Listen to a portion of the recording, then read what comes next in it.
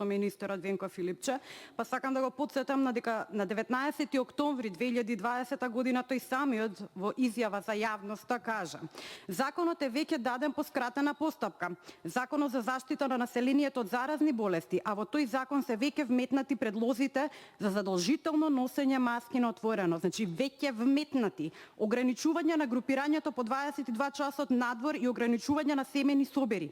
Сметаме дека тоа е еден пакет мерки кој што значајно може да го намали бројот на новодијагностицирани случаи. Да, се согласувам, министре.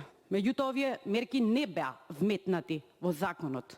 Тука е дискусијата. Сега ги вметнувате со амандмани.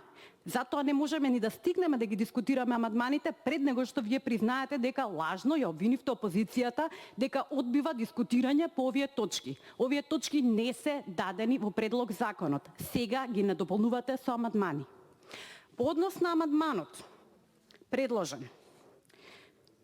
Ќе ве молам првин да, од техничка гледна точка, треба да се видат овие предвидувања во член 10 и 11, се на погрешно место. И она што мене ме загрижува е забраната за групирање во домови на семејни прослави, слави и други собери во групи во одредени периоди од деноноќието. Тоа е сосем во ред, земајќи во предвид дека така и треба да биде кога бројот вака рапидно расте како резултат на одредените ваши мерки, не само на новозаболени, туку и на смртни случаи. Меѓутоа, секој закон и секој амандман треба да се разгледува од правната служба детално и така треба да се гради. Ова се закони, не само ливчиња. Треба да разгледаме дали ги попречуваме верските слободи кои што не се однесуваат само на прослави, туку и на погреби и смртни случаи. Треба да разгледаме дали со ова го нарушуваме слободното однесување на децата со посебни потреби кои што се згрижени во самите домови од други лица. Треба да видиме што ќе правиме со самохраните мајки кога имаат примопредаја на своите деца во својот дом на некој член од семејството. И дали тие ќе бидат казнувани со 500 евра казни. Под став 4, забрана за групирање на јавен простор, паркови, јавни површини или било која површина на отворено во одредени периоди од деноноќието. Во одредени периоди. Зошто во одредени периоди? Вируленцата паѓа наутро или навечер?